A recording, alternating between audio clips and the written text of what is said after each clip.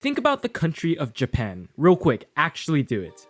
Now, I know some of you are still not doing it. Stop being stubborn. Do it. Now. Think of any landmark, any location, any scenery. I bet most of you thought of some place like Shibuya Crossing, Tokyo Tower, weebs may have thought of Akihabara, maybe some of you who are into more traditional culture stuff thought of Fushiminari Jinza or Kiyomizu Jinza. But I bet a very small percent of you thought of what I thought. Most of you thought of a big touristy place or Giga Metro, which is certainly a big part of the country and is certainly awesome, but I tend to think of something different. I think of the country area, the places where there really isn't anything, the middle of nowhere where the majority of residents are senior citizens, where they speak in Hogen, and these places, making up a large part of Japan's landmass, naturally show themselves often in the medium of anime as well.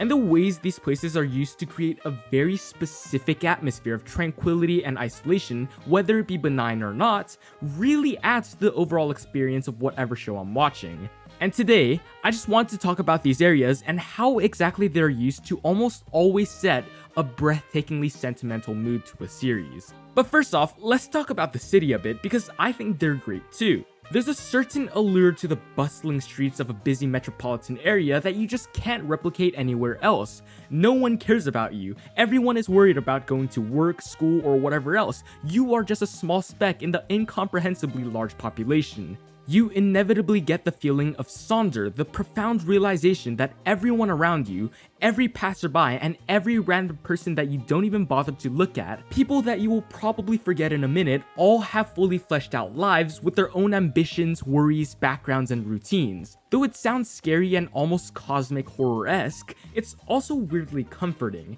It's comforting to think that in the grand scheme of things, your actions, every blunder and mistake, every regret, all don't really matter. While the landscapes are often just how it is in real life, many anime tend to really emphasize this point with its visuals. They focus on height and the insane scale of everything around. Look at Makoto Shinkai's Your Name or Weathering With You.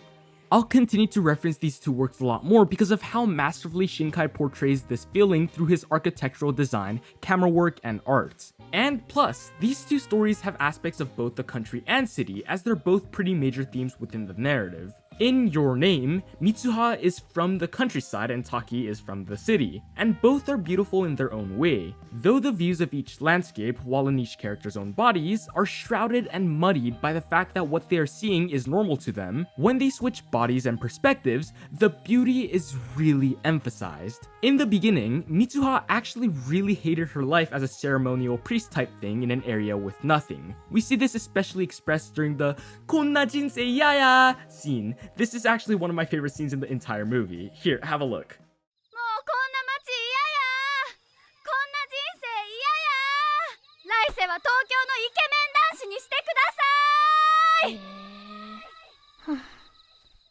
Also, you have to admit, I did a pretty good job at saying the line.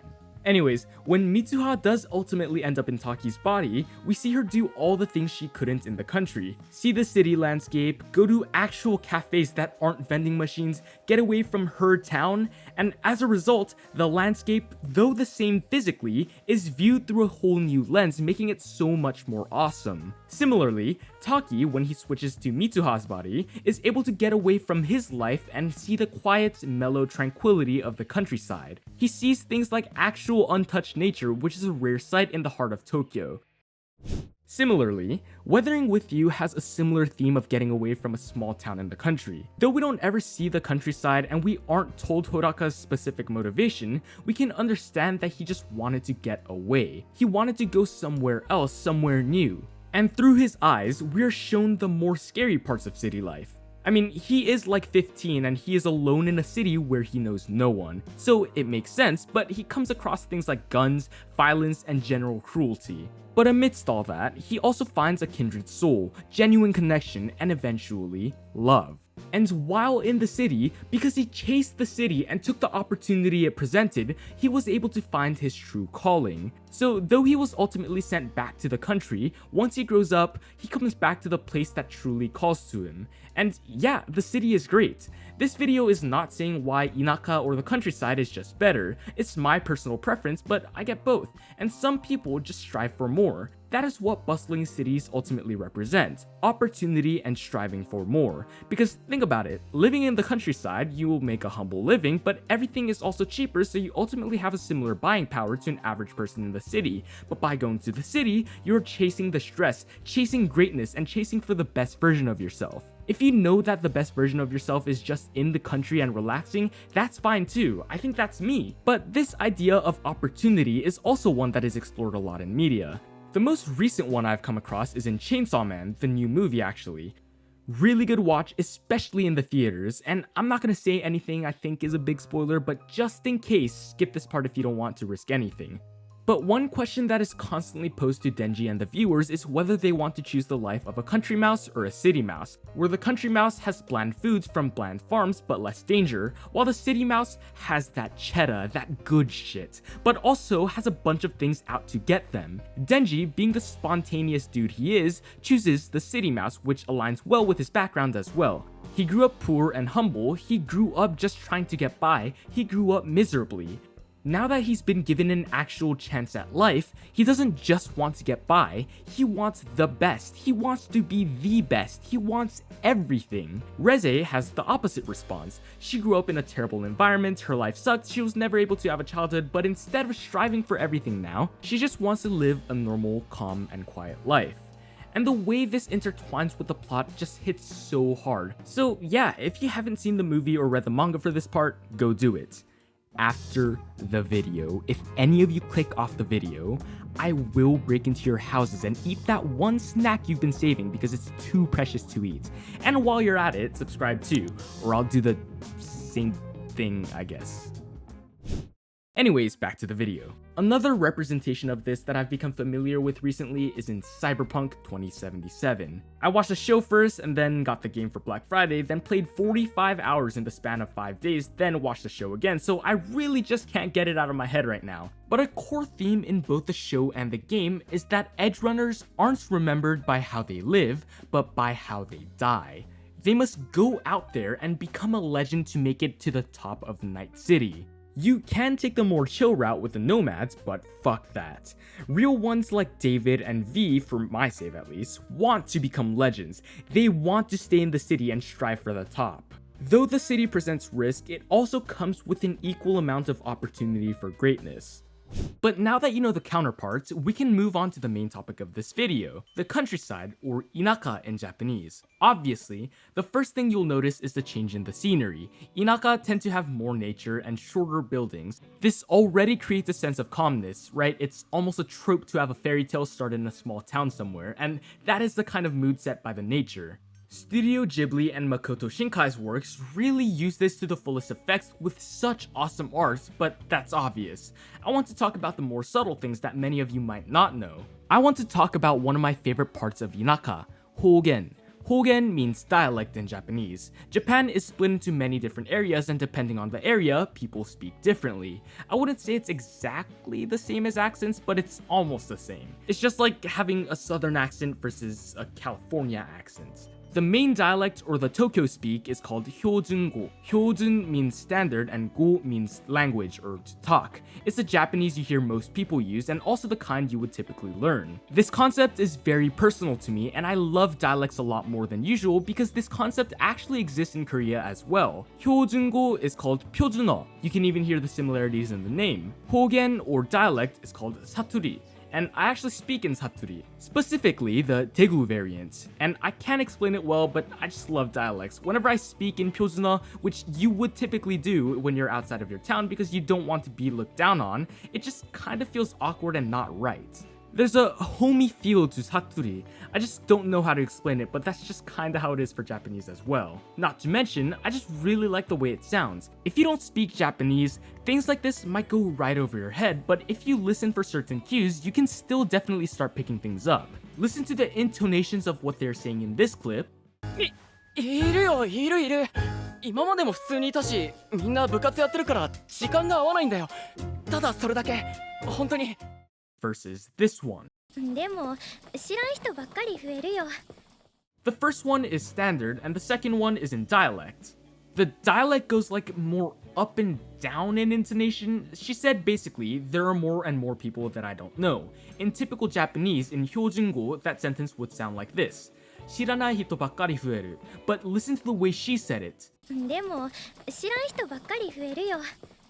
It was very up and down. It was more like 知らん人ばっかり増えるよ. So you can definitely pick up on stuff like that, and you will definitely start being able to tell. Some characters that actually speak in this manner from other shows are Aoi Inuyama from Yuru Camp, Hoshina from Kaiju number 8, Ochako from Hero Aka, sometimes, and I know this isn't really a character, but Arshite from Creepy Nuts. He speaks in Osaka Ben, or Osaka dialect. But other than that, pretty much everyone from The Summer Hikaru Died and Summertime Rendering, some characters from Uzumaki and Your Name, and some Ghibli films speak this way. There's also many kind of Hogen that vary slightly, but the point is that just this dialect is such a big stylistic choice that really creates this atmosphere of hominess and peace, which can be used in many other ways. The feeling of being at home is just one part of the equation though. It's actually only a feeling. The major thing that makes areas like this feel more welcoming is the fact that it actually just is. The people in the smaller towns are just normally more caring. This isn't to shame city people, there are just so many people in the city, how could you care about them all? Even if you don't live in a giga metropolis, you don't know or care about everyone in your community. Think about the people at your school or even family sometimes. You don't know all of them equally or care about them. There are just far too many of them. Sure, even in the countryside, there are usually far more people than you can know. The populations of these areas are still often in the hundreds or thousands even, so though you can't possibly have equal levels of affection towards all of them, that's just how human psychology works, read up on Dunbar's number if you would like, you still have a greater percentage of people that you personally know. And since these areas are usually geographically smaller as well, there is much less commuting, meaning that you will see these people way more often. This doesn't just create an atmosphere where people simply feel closer, this makes people actually just closer, whether it's through something like the mere exposure effect or due to some other principle of human connection. I've noticed that whenever a story takes place in these locations, they tend to heavily emphasize humanity and human connection, which is why I tend to like these works more, as my values are heavily based on humanity, connection, characters, and their relationships. Summertime Rendering really emphasizes the bonds created between the characters, dead and alive. This aspect of the show is arguably greater than the thriller mystery at play. Your Name's whole premise is about how genuine human connection can transcend time. Oppositely, 5 centimeters per second, a title from the same mastermind behind Your Name, has a different idea. 5 centimeters per second states that genuine bonds cannot transcend time and are eventually broken up through the inevitable continuous movement of it. The two characters start together with a really strong bond in the country, and then as they move apart and eventually to the city, they talk less and less, and as they turn into full-fledged members of society, their bonds are pretty much gone. So I think it's safe to say that in the medium of anime and manga, the countryside really represents togetherness and human connection. And speaking of human connection can actually have a variety of effects even outside of the positive ones. It can bring out ignorance, being overly emotional leading to irrational decisions, immense despair, and many more negative feelings which many horrors actually play with. This is also sort of a trope in Japanese horror. In a small village far away from the city, some ghosty shit happens. Why? Why does being a small village matter so much that this is done so often? This is because Inaka are perfect for horror. Imagine if there's a big scary monster or disease, we don't know what it is, where it's not unbeatable, in fact it is killable through many traditional methods, but you just don't have the resources or manpower to do so efficiently. That is scary. This is a large part of Shiki. Imagine Shiki took place in the city.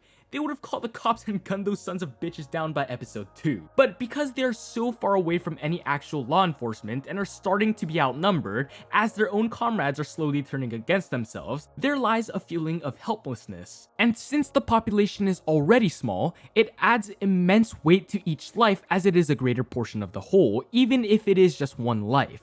There's a similar but opposite effect in the city as well, which I would like to quickly mention. There are so many people that it would be like a national tragedy to lose them all. Think the Shibuya incident from JJK. The stakes just wouldn't be as high if it took place in a more rural area. 1, 2, maybe 5 people die? And then there are like still 1,000 more in the area. Maybe that's callous of me to say, but to be fair, these are just background characters that are actually dying. And this is the sort of cosmic horror aspect of the rural areas, where the outcome doesn't ultimately matter. The town in Uzumaki is so secluded and small that it honestly wouldn't matter to the rest of Japan if everyone in it disappeared. This gives a feeling of dread and despair. Uzumaki spoiler right now, so skip like 30 seconds to avoid it. The end of Uzumaki plays on this very well. Everyone disappears into the spiral, the grounds of the town are calm and peaceful, and the cycle will just start all over again, just like a spiral. That's a terrifying thought. And aside that, the fact that everyone is closer can really just make everything magnitudes more emotional. In Summertime Rendering, even though Shinpei can't reset time, every loss is felt. This is because we know how much he cares about them.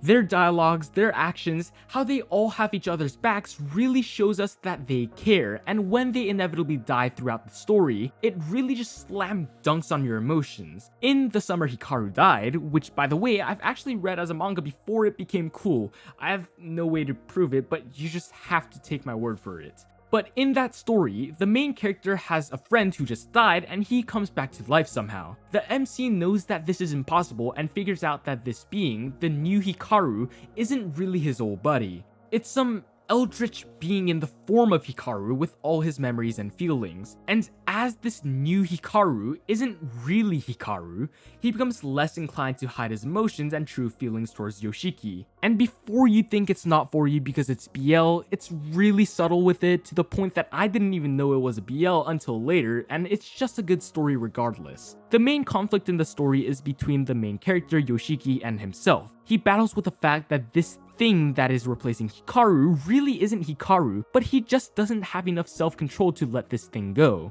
He knows it isn't Hikaru, but he'd rather have whatever it is than to lose him completely. Now that I think about it, it's a really similar concept to Summertime Rendering. But in the story, through fake Hikaru, we are able to see their bond and we start to understand just how much this means to Yoshiki. This story also plays on the fact that it is in Inaka and everything will hit closer. Each threat, each time the story progresses, and each character moment feels way more personal and important. And yeah, those are just some of the reasons I love this part of Japan. It's a really underrated and unnoticed part of Japan, and I know that they have their own share of problems, but I think for me, it is worth those troubles. And especially in a medium of storytelling, these places just hit different emotionally. It hits so different that I'm even willing to call it a whole new genre for the sake of clickbait, but also seriously. And yes, of course you can tell emotional stories anywhere, but I think the atmospheric change also inherently shifts the tone and themes presented. And I just want to highlight these places and also give you a bit of a culture lesson. Anyways, there you have it. My name is NoahBoahCoah, and thank y'all so much for watching. Make sure to smash that button and subscribe. Anyways, that's about it. See ya. Mr. Beast! And thank you for watching. Mr. B 6000. Mr. B 6000, yeah, you know his name. He changed it once or twice, but I think it's